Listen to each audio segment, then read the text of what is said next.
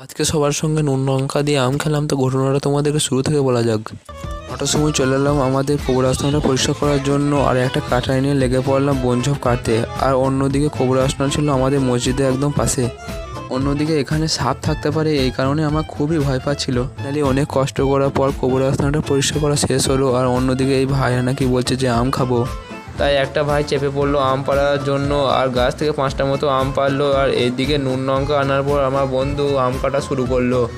এদিকে আম কাটা হয়ে যাওয়ার পর আমরা একটা করে আম নিয়ে খাওয়া শুরু করে দিলাম। তারপর বাড়িতে গোসল কমপ্লিট করে জোহরে নামাজ পড়ার জন্য তৈরি হয়ে গেলাম। আর মসজিদে আজান শুনতে পেয়ে চলে গেলাম মসজিদ দিকে। মসজিদে এসে উজু করে নিলাম।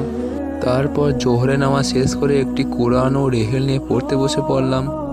5 পাতা কোরআন পড়ার পর মসজিদে রেহেল ও কোরআনটা মসজিদে রেখে দিয়ে আমি বাড়ি যাই। ও তোমরা এই মিনি ব্লগটাকে একটি লাইক করে দিও।